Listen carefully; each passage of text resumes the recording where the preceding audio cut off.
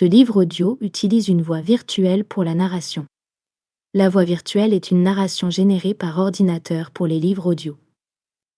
Our Last Days, saison 1 Our Last Days 1 de Twinny B. Quelques lignes pour parler de moi. Je m'appelle Joss Tully, j'ai 23 ans et je vis seule depuis quelques mois. J'ai obtenu mon premier CDI il y a 2 ans. J'ai pu mettre de l'argent de côté pour prendre un appartement.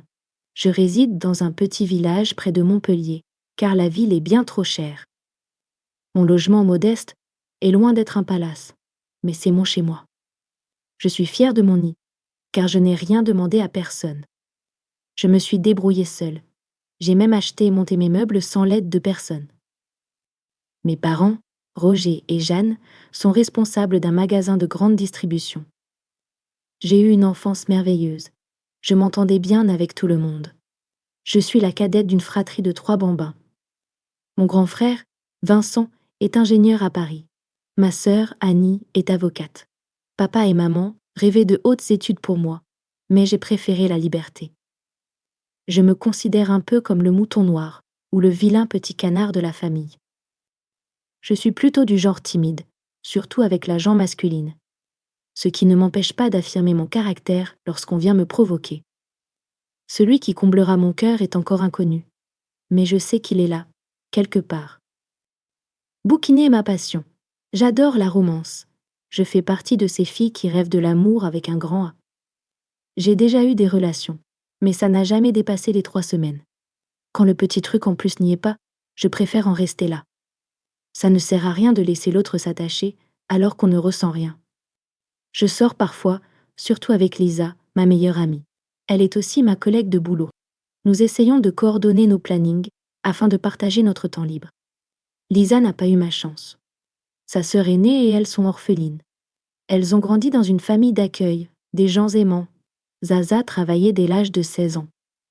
J'avoue sans honte qu'elle connaît la vie mieux que moi. Lisa est en couple depuis plus de 6 mois avec Jérémy. Nous nous voyons moins, mais tentons d'entretenir notre amitié. J'aime bien sortir au ciné avec Florent, un de nos collègues. Lui vient de se séparer après 1 an de relation. Pour le moment, il n'est pas dans l'optique de se caser. Tant mieux pour moi. Sinon, je serai la seule pauvre célibataire. Flo est gentil. J'adore parler et rire avec lui. Mais nous en restons là. Toutefois, ces derniers temps, j'ai comme un étrange pressentiment. J'ai l'intime conviction que tout va très bientôt changer. Assis sur mon canapé, j'admire mon cocon qui prend forme tout en savourant une tasse de café fumante. Rome ne s'est pas faite en un jour. Seuls les bruits du voisinage et le scooter du facteur brisent le silence ambiant. Je me lève et rassemble mes affaires pour aller prendre mon service de midi avec Florent. C'est une belle journée. Les températures sont hautes en ce mois d'août, donc je sais qu'il risque d'y avoir du monde en ville. Les touristes s'entassent dans le sud pour venir écouter nos cigales et profiter de notre Méditerranée. Je grimpe dans ma petite voiture sans prétention, une Peugeot 206 blanche.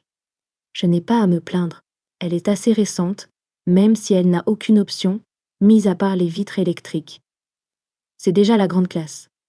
Je laisse la radio en fond le temps du trajet. Je m'arrête sur le parking habituel, à quelques mètres du café. À peine un pied posé dans l'établissement, je lance un bonjour rapide. Puis je passe dans l'arrière-boutique pour me changer et ranger mon sac. J'enfile le tablier vert que je déteste, mais comme ce sont les couleurs de l'enseigne. Une horreur. Je ne cherche pas à suivre la mode comme Madame Tout-le-Monde, mais je ne m'habille pas comme une grand-mère non plus. Mon petit salaire ne me permet pas d'acquérir des vêtements de marque. Alors je fouille principalement dans les friperies ou les marchés aux puces. On peut trouver des jeans de qualité pour une bouchée de pain. Pourquoi en acheter un neuf qui me ruinerait? Tu as une sale tête aujourd'hui, constate Florent. Je le fixe, ajustant les sangles autour de ma taille avant de lui tirer la langue.